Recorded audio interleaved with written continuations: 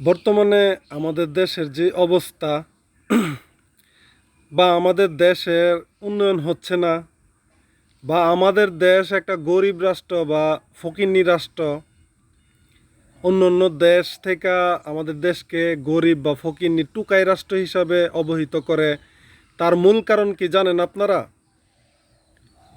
আমি আজকে তার ব্যাখ্যা সহতে বলে দিচ্ছি। আমি আসলে এইসব নিয়ে কথা বলতে চাই না।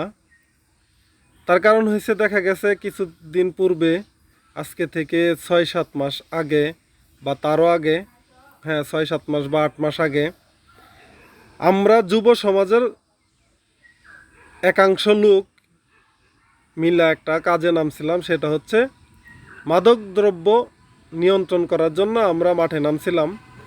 নামার পরে অন্য কারোর সাথে কি হয়েছে বা না হয়েছে ওইটা আমি জানি না ভাই, কিন্তু আমার সাথে যেটা হয়েছে সেটা আমি আপনাদের সাথে শেয়ার করতেছি আজকে। যে আমি হঠাৎ করে সেখান থেকে মিউট হয়ে যাওয়ার কারণ ছিল হচ্ছে, সামাজিক যোগাযোগ মাধ্যমে বলেন, বিভিন্ন ফোনে বা ইত্যাদি ইত্যাদিতে আমাকে এক প্রকার থ্রেট দেওয়া হয় যে তুই যদি ভাই এসবের তো না সই রায়স, তাইলে দেওয়া গেছে তোর জেবের মধ্যে ওই 10টা বড়ি দিয়া তরে পুলিশ দিয়া ধরায় দিয়াম, দিয়া সেরা কয়াম যে তুই মাদক ব্যবসায়ী। তা আসলে এই প্রেক্ষিতে আমার একটা শিক্ষা হয়েছে বা আমার একটা বোঝা হয়েছে যে অন্য কোনো মামলাতে ফাঁসাইতে পারতো না, এই মামলাতে তো ফাঁসাইতে পারবো, বা এই মামলাতে না ফাঁসাইতে পারলে আরও কিছু কথাবার্তা বলছে ওইগুলাতে ফাঁসাইবো। তো যাই হোক, আমার ওই বিষয়টা আমি এখন বলতে চাইতেছি না, আমি শুধু আপনাদের বোঝানোর জন্য কথাটা বললাম যে আমার কথাগুলা হয়তো কারো কাছে ভালো লাগবে, কারো কাছে খারাপ লাগবে, একটু সময় লাগবে, সময় নিয়ে শুনেন। আশা করি আপনাদের কথাগুলো ভালো লাগবে। আর যদি ভালো না লাগে তাহলে সুন্দর করে ব্লক করে দেন। যারা আমার কথাগুলো পছন্দ করবেন না আমাকে ব্লক করে দেন, এতে আমার কোনো আসে আর যায় না। যাই হোক, তো এই কথার প্রেক্ষিতে কি বুঝলাম, যে আমাদের দেশের যে প্রশাসন আছে তারা মূলত পয়সাওয়ালাদের পকেটে। তখন আমি এই জিনিসটা চাইলে কিন্তু আপনাদের সাথে শেয়ার করতে পারতাম, কিন্তু আমি শেয়ার করি নাই। তার কারণ তখন আমার কাছে 100% পাকাপুক্ত প্রমাণ ছিল না। আমি আজকে একটা ভিডিওতে দেখলাম যে রামিসার বাবার কাছে আমাদের গণপ্রজাতান্ত্রিক বাংলাদেশের মাননীয় প্রধানমন্ত্রী, মানে বর্তমান সরকার যিনি আছেন, মাননীয় প্রধানমন্ত্রী তারেক রহমান, ওনার সাথে দেখা করতেন গেছেন। তো দেখা করতে গেছে ভালো কথা। তারপর যে রামিসাকে দর্শনের পরে হত্যা করছে, গলা কেটে হত্যা করছে, তার জবানবন্দি সহ সব কিছু, মানে সে নিজে জবানবন্দি দিছে যে সে তার দর্শক এবং তাকে সে খুন করছে, তার সাথে একজন সঙ্গী ছিল এবং তার স্ত্রী, অর্থাৎ তার সহধর্মিণী, তাদেরকে পালাইতে সাহায্য করছে ইত্যাদি ইত্যাদি। তারা জবানবন্দি দিছে। জবানবন্দি দেওয়ার পরে পাকাপুক্ত প্রমাণ আছে। তারপরেও তার বিচারের অপেক্ষা। এটা একটু মানে বেশি হয়ে গেল না, যে একজন মানুষকে মেরে ফেলা হইলো, মেরে ফেলার পরে মানে দর্শন করা হইলো, দর্শনের পরে তারপর একটা 7-8 বছরের বাচ্চাকে, তারপরে উপযুক্ত প্রমাণ থাকার পরেও কি ভাই, কিসের অপেক্ষা? ডিএনএ টেস্টের ইত্যাদি ইত্যাদির অপেক্ষা। বিচার কার্যকর হয় নাই।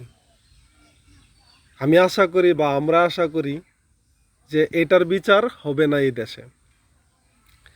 তো ভাই, আমি শুধু আজকের এই ভিডিওটা করার মূল কারণ হচ্ছে, বা আজকে আমার কথাগুলো বলার মূল কারণ হচ্ছে, আমি জানি না কালকে কোন পক্ষ আমাকে কোন মামলাতে ঢুকাই দিবে এই ভিডিও করার কারণে বা এই কথাগুলো বলার কারণে।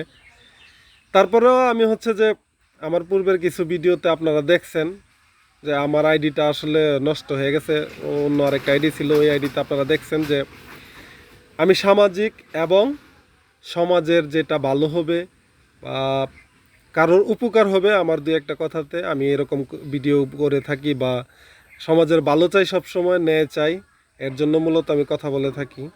তারপরেও আমার কথাতে ভুলপ্রান্তি হতে পারে, আমাকে ক্ষমা সুন্দর দৃষ্টিতে দেখবেন। আর কারো মনে যদি আঘাত লেগে থাকে তাহলে ব্লক করে দেন। তার কারণ আপনি হচ্ছে 420 2 নাম্বার, এর জন্য আপনার মনে আমার কথাগুলো আঘাত লাগছে। তো ভাই, আমি বর্তমান যিনি বাংলাদেশের সরকার আছেন, জনাব তারেক রহমান, মানে গণপ্রজাতান্ত্রিক বাংলাদেশ সরকারের মাননীয় প্রধানমন্ত্রী জনাব তারেক রহমানকে আমি আহ্বান করব, শুধু রামিসার দর্শক বা হত্যাকারীর বিচার নয়, আমি রামিসাদের দর্শন এবং হত্যাকারীদের বিচার চাই। আজকে পর্যন্ত 2024-এর পর থেকে এই যে মানে আমরা অনলাইনে সোশ্যাল মিডিয়াতে ঢুকলেই বিভিন্ন দর্শকের ভিডিও ফুটেজ বা দর্শকের ছবি, দর্শন নিয়ে বিভিন্ন স্ট্যাটাস, এইগুলো আমরা দেখে থাকি। তো 2024-এর পর থেকে এ পর্যন্ত যতগুলা দর্শন হয়েছে, প্লাস হচ্ছে মার্ডার হয়েছে, ইত্যাদি ইত্যাদি, সবগুলার বিচার চাই। আপনার কাছে আমরা সাধারণ জনগণ হিসাবে, সাধারণ মানুষ হিসাবে আপনার কাছে এই আবেদন করি যে শুধু রামিসার না, রামিসাদের, অর্থাৎ আজকে পর্যন্ত যতগুলা শিশু দর্শন হয়েছে বা আজকে পর্যন্ত যতগুলা নারী দর্শন হয়েছে বা আজকে পর্যন্ত যতগুলা মানুষ মেরে ফেলছে, ইত্যাদি ইত্যাদি করছে, তাদের সবার বিচার চাই। শুধু রামিসার বিচার করলেই চলবে না। তার কারণ হচ্ছে আজকে যদি আপনারা একজনকে ছাড় দেন, কালকে কিন্তু আরেকজন এটা করতে সাহস পাবে, এবং এমন বিচার করতে হবে, তাদেরকে এমন বিচারের আওতাধীন করতে হবে বা এমন বিচারের আওতায় আনতে হবে যেন এটা দেখে আমরা শিক্ষা পাই বা সাধারণ জনগণ বলেন, আমরা যারা দেশের নাগরিক আছি বা দেশের বাইরে যারা আছে বা অন্যান্য দেশের মানুষ যেন বলতে পারে, যাই হোক, ফকিন্নি একটা দেশ, গরিব একটা দেশ, সেই দেশের সরকার এমন একটা বিচার করছে যার থেকে আমাদের দেশের নাগরিকরাও শিক্ষা পাইছে। আমি অনেক কথাই বলে ফেললাম, যদি আমার কথায় কোনো ভুলপ্রান্তি হয়ে থাকে আমাকে ক্ষমা সুন্দর দৃষ্টিতে দেখবেন। সবাই সচেতন থাকবেন, সবাই সবার সন্তানকে, শিশুদেরকে বা বিশেষ করে মেয়েদেরকে নিজের আওতাতে রাখবেন বা নিজের ইয়েতে রাখবেন, যেন তারা এরকম মর্মান্তিক ঘটনার সম্মুখীন না হয় বা শিকার না হয়, বা তাদের যেন কোনো ক্ষতি না হয়। আবারও আমি সবার কাছে ক্ষমা চেয়ে নিচ্ছি। আমার কথায় কোনো ভুলপ্রান্তি হয়ে থাকলে আমাকে ক্ষমা সুন্দর দৃষ্টিতে দেখবেন। সবাই ভালো থাকবেন, সুস্থ থাকবেন। আসসালামু আলাইকুম।